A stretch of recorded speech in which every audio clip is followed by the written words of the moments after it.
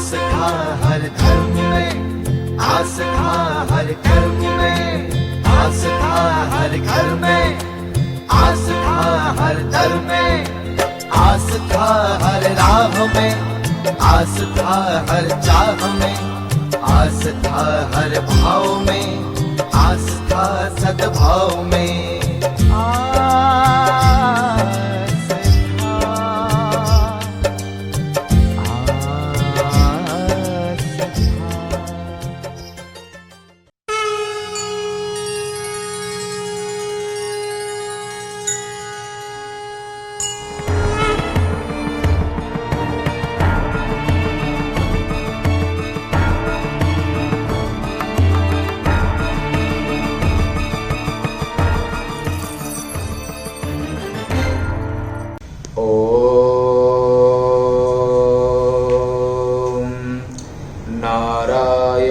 नमस्कृत्य नरो चैव नरोत्तमं देवीं सरस्वतीं व्यासं ततो जयमुदीरयेत।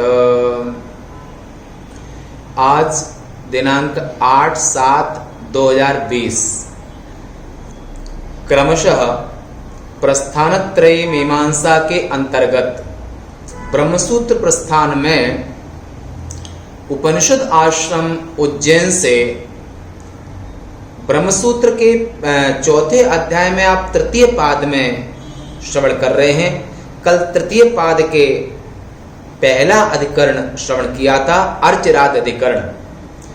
आज द्वितीय अधिकरण का नाम है चौथे अध्याय के तृतीय पाद में।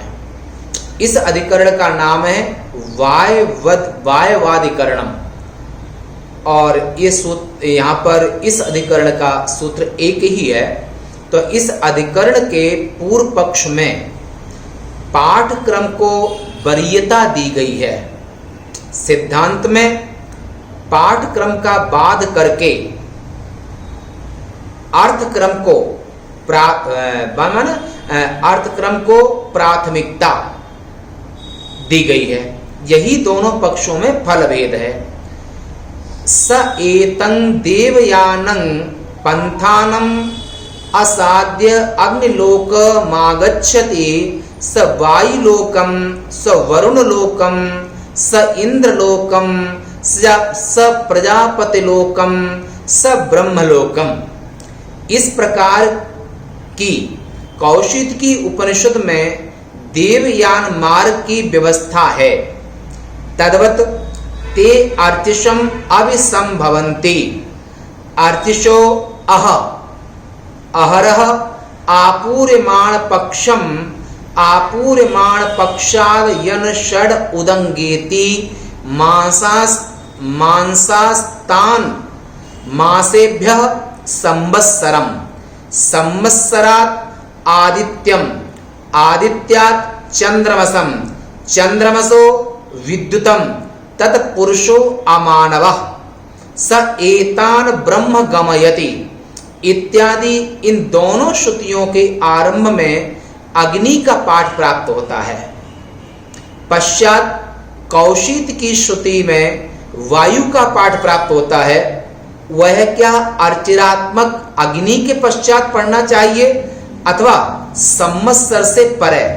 संवत्सर माने वर्ष, और एक वर्ष में 12 राशियां और एक राशि पर सूर्य भगवान 1 महीने चरण करते हैं, गमन करते हैं। तो इस प्रकार का संशय प्राप्त होने पर दोनों श्रुतियां हैं और दोनों श्रुतियां उत्तरायण गमन यानी ब्रह्मलोक का रास्ता कह रही हैं। तो यहाँ पर संशय प्राप्त होने पर पूर्व पक्ष कहता है कि पाठक्रम के अनुरोध से अग्नि के अनंतर वायुलोक होना चाहिए। सूत्र दूसरा, वायुमब्धात् अविशेष विशेषाभ्याम वायुमब्धात् अविशेष विशेषाभ्याम। पदच्छेद वायुम अब्धात् अविशेष विशेषाभ्याम। इस सूत्र में व्यास ने 3 पद हैं। इस सूत्र में व्याख्या इसकी है कि शब्द अब्दात, अब्दात यानी कि अब मन वर्ष मन संवत्सरात, अनंतरम आदित्यात अरवांग एव वायुलोकम संविशन्ति। कुतः?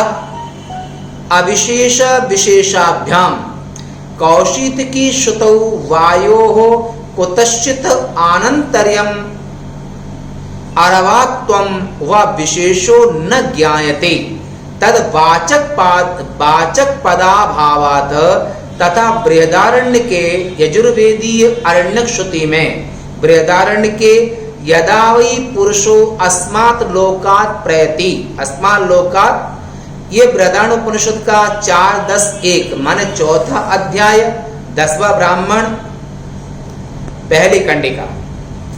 तो इत्यत्र आदित्यात् अरवात्वं विशेषः आभ्याम हेतुभ्याम इत्यर्थः।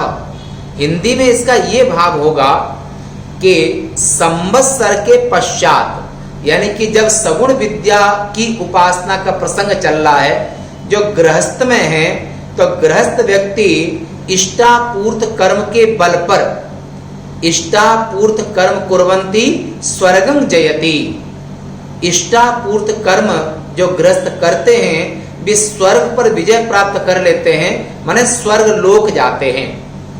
और उपासनया ब्रह्मलोकम, और सगुण ब्रह्म की उपासना करते हैं वे ब्रह्मलोक गमन करते हैं, जिसका प्रसंग आप पहले से श्रवण कर रहे हैं। अब इस जगह पर वायवाधिकरण में उनकी गतिवन किस तरह से प्रस्थान करते हैं, तो यहाँ पर संवत्सर के पश्चात, पहले प्रसंग में आपने ये भी सुना है कि सगुण ब्रह्म की उपासना करने वाले जो भगवान के अनन्य भक्त हैं, जो नैष्ठिक ब्रह्मचर्य का पालन करते हैं, ऊर्ध्वरेता ऋषि हैं, जब वो देह का त्याग करते हैं तो देह के त्याग के काल में चाहे दक्षिणायन हो, चाहे उत्तरायण हो, चाहे दिन हो, रात हो, भगवान के अनन्य भक्त जो हैं उनको कोई भी रास्ता उनका रोक नहीं सकता है, और उनको अपने गंतव्य और मंतव्य, अपने लोक की प्राप्ति अवश्य होती है।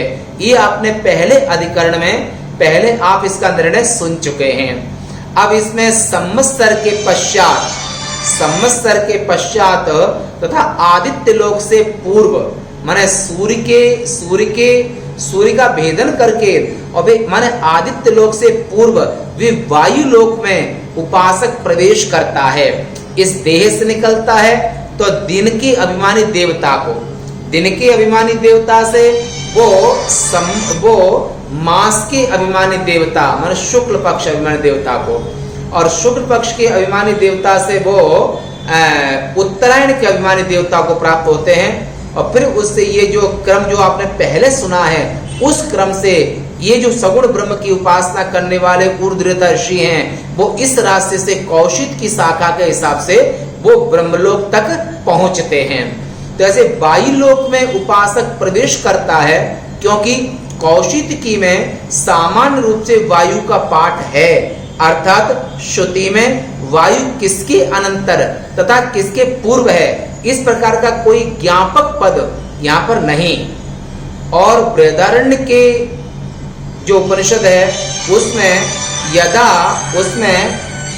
यदा वही पुरुषो अस्मात् लोकात्, जब ये पुरुष इस लोक से प्राण त्याग करता है, वो ऐसा श्रुति वाक्य प्राप्त होता है, अस्मात् लोकात् प्रयति माने गमन करता है। इत्यादि श्रुति में आदित्य से पूर्व में वायु का उल्लेख है, अतः इन दोनों हेतुओं से वैसा ही ज्ञात होता है। ये अधिकरण जो वायवाधिकरण है, इस अधिकरण का सार विचार कर लेते हैं कि इस अधिकरण का सार क्या है। तो इस अधिकरण में संदेह ये था कि सगुण ब्रह्म की उपासना करने वाले ऊर्ध्वरेता ऋषि, नैष्ठिक ब्रह्मचारी और सन्यासी, और जो निवृत्ति परायण, ऐसे जो निवृत्ति परायण और ब्रह्म के सगुण ब्रह्म की अनन्य उपासना करने वाले जो साधक हैं, जब इस लोक से वो देह त्यागते हैं, तो देह त्याग के काल में वो अर्चिरादि मार्ग में वायु का सन्निवेश होता है। और ये आपने पहले सुना था कि जब जीवात्मा इस देह का परित्याग करता है, तो 5 ज्ञानेंद्रियां, 5 कर्मेंद्रियां, ये इंद्रियां मन के साथ माने अंतःकरण के साथ में इनका वृत्ति से लय होता है, और अंतःकरण वृत्ति से उसका प्राणों में लय होता है, और प्राण तेजस्याम देवतायाम, ये आप प्रसंग पहले सुन चुके हैं। और प्राण वो जीवाख्य देव में और जीव अध्यक्ष रूप में इस लोक से माने इस देह से वो गमन करता है। तब वो दिवस के अभिमानी देवता, शुक्ल पक्ष के अभिमानी देवता, उत्तरायण के अभिमानी देवता, ऐसे क्रमशः ऊपर वायु को प्राप्त होता है। और ऐसे जो वायु को प्राप्त होता है तो यहाँ पर ये मार्ग में वायु का सन्निवेश हो सकता है अथवा नहीं, ये इस जगह पर संदेह था। तो पूर्व पक्ष ने कहा कि वो वायु को प्राप्त ये साधक, ये उपासक, ये ऊर्ध्वरेता ऋषि वायु को प्राप्त नहीं हो सकता है। क्यों? क्योंकि वायु लोक में शौत कर्म का अभाव है।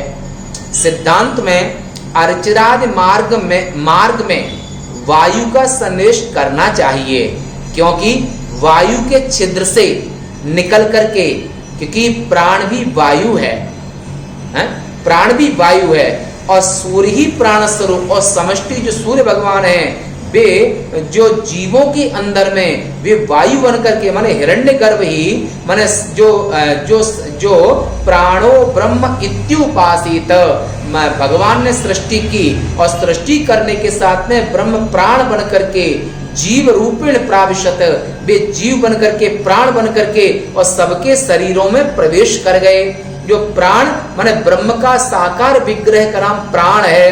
तो जो प्राण जो व्यष्टि में हमारे शरीर में अंदर प्राण है और समष्टि में, जिसको समष्टि में भी प्राण है, तो इन प्राणों का सन्निवेश समष्टि प्राण में हो सकता है। तो वायु के छिद्र से निकल करके वह आदित्य लोक में आ जाता है। इस अर्थ की बोधिका जो श्रुति है, इसे आदित्य लोक के नीचे वायु का और वायु लोक के नीचे देवलोक माने इंद्र का लोक है, देवलोक का भी समावेश है, यह इस जगह पर ज्ञात होता है।